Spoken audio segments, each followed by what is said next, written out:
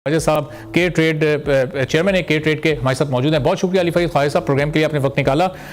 इस वक्त जो औरंगजेब साहब के सामने जो बड़े चैलेंजेस हैं, आईएमएफ से एक इनिशियल ये डील तो हो गई जो कि थर्ड इंस्टॉलमेंट की थी, अनकरीब वो अमाउंट भी पाकिस्तान को मिल जाएगा। इसके बाद अभी पाकिस्तान की इकोनॉमी के लिए आप वो कौन कौन से ऐसे इकदाम देख रहे हैं जो कि औरंगजेब साहब को अभी उठाने हैं, प्राइवेटाइजेशन की तरफ जाना है और दीगर मामलात जो कि उनके लिए मुस्तकबिल में मुश्किल हो सकते हैं?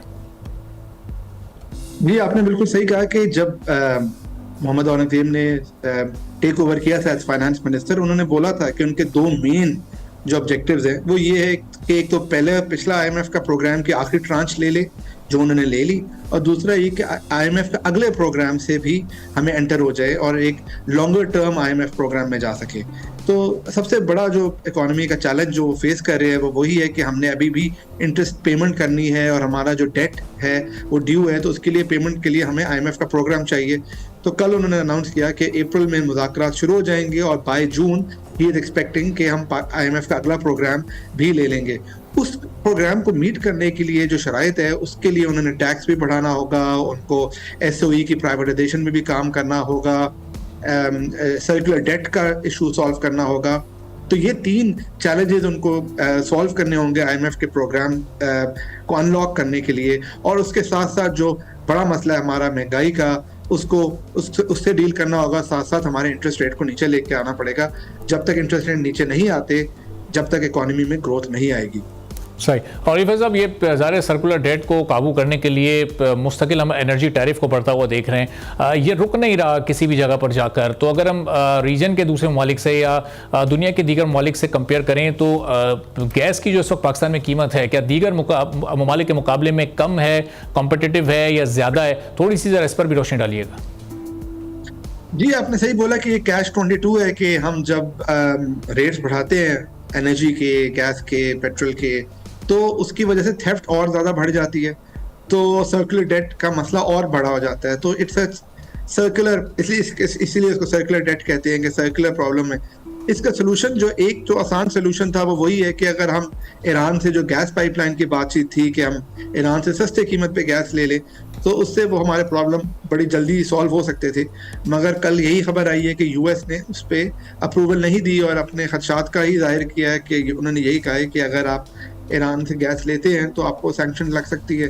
सो that's a problem which we have. उसके अलावा जो लॉन्गर टर्म सोल्यूशन है वो यही है कि हम डिस्ट्रीब्यूशन में जो लॉसेज है उसको इम्प्रूव करें, तो डिस्ट्रीब्यूशन में इन्वेस्टमेंट की ज़रूरत है, थेफ्ट को कम करें और चीपर सोर्सेज ऑफ एनर्जी की तरफ जाएं, हाइडल पावर की तरफ जाएं।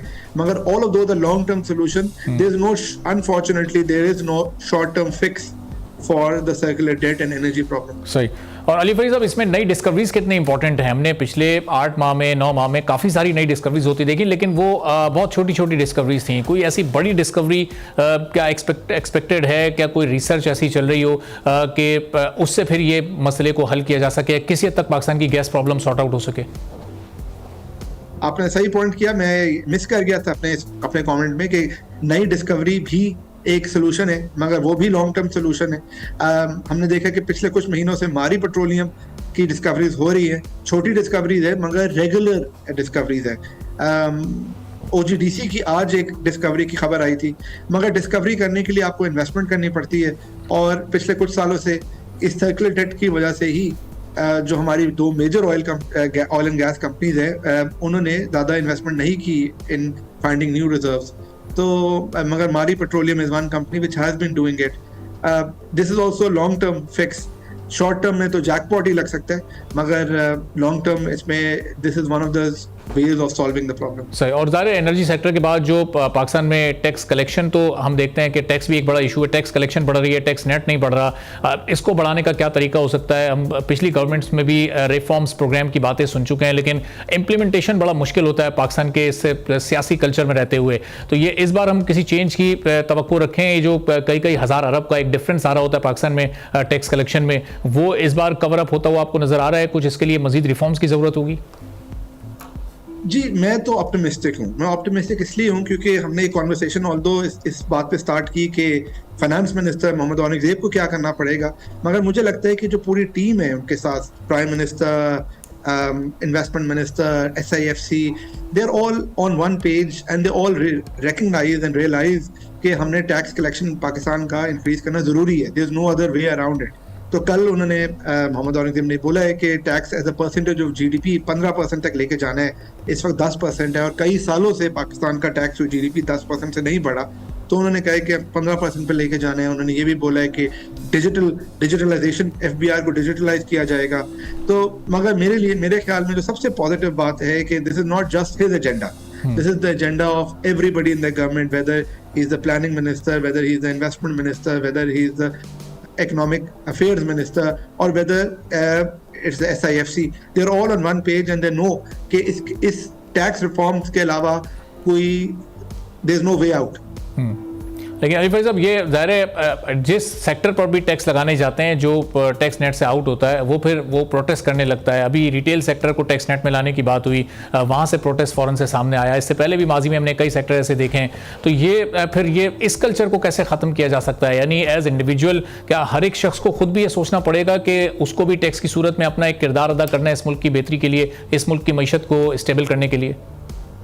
जी, आपने बहुत अच्छा पॉइंट रेज किया है और मेरा जो पिछला जब पॉइंट था वो इसी बात को मैं इंडिकेट करना चाह रहा था कि एक फाइनेंस मिनिस्टर इतने स्ट्रॉन्ग डिसीजन नहीं ले सकता. हमने देखा है, बार बार देखा है कि जब भी हमने या रिटेल को टैक्स करने की कोशिश की, या एग्रीकल्चर को टैक्स करने की बात की, या रियल एस्टेट को टैक्स करने की बात की, तो लॉबी ग्रुप्स इतने ज़्यादा स्ट्रॉन्ग है कि वो उस पर इतना प्रेशर क्रिएट करते हैं कि फाइनेंस मिनिस्टर्स की छुट्टी हो जाती है उस वजह से. मगर इसलिए इस बार मुझे जो इस बार ऑप्टिमिज्म इसी बात पे लगता है कि इस बार all the stakeholders, including most of the political parties, also are on the same. जी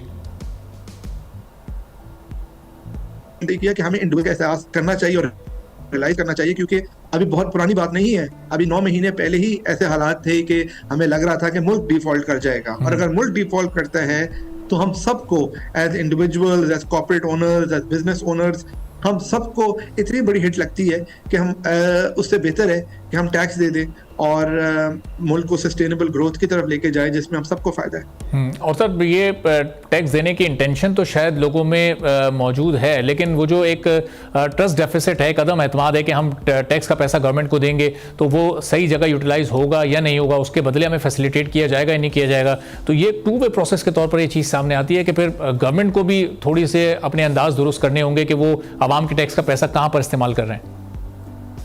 जी बिल्कुल, ये बार बिल्कुल आपका पॉइंट बिल्कुल दुरुस्त है कि everybody needs to be accountable, whether he is a prime minister or whether he is a finance minister, whether it's an individual, whether it's a business owner, all of them need to be accountable and need to be in the same direction. इसलिए मैं वही बार कह रहा हूँ कि एक बंदे का प्रॉब्लम नहीं है, इसलिए फेलियर पे भी हम ये नहीं कह सकते कि यार देखिए इस मिनिस्टर ने नहीं किया और उस मिनिस्टर ने कर दिया, क्योंकि all of us as a nation have to come together.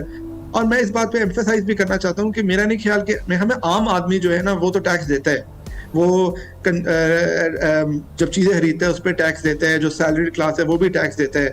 तो ये कहना कि आम आदमी जो है वो ट्रस्ट नहीं करता हुकूमत को इसलिए टैक्स नहीं देता, मेरा नहीं ख्याल कि आम आदमी का मसला है. ये आम आदमी का मसला नहीं है, ये बड़े पावरफुल लोगों का मसला है, एलीट का ही मसला है, जो लार्ज रियल एस्टेट ओनर्स है, जो एग्रीकल्चर लैंड ओनर्स है, जो लार्ज रिटेल ग्रुप्स है, ये उन्हीं का ही मसला है. और दे नीड टू रियलाइज के अगर वो पाकिस्तान अगर टैक्स नहीं कलेक्शन नहीं बढ़ती तो हम IMF के कभी चुंगल से नहीं निकलेंगे, और अगर IMF के उससे नहीं बाहर निकलते तो इकॉनमी कभी ग्रो नहीं करेगी, और अगर ग्रोथ नहीं होगी तो हमें ही नुकसान है, एज बिजनेस ओनर्स नुकसान है. ठीक है. और अली भाई साहब, अभी ज़ाहिर है रमज़ान का मुबारक महीना है और इस वक्त भी पाकिस्तान में महंगाई अपने उरूज पर है. रमज़ान से पहले भी लोग परेशान थे.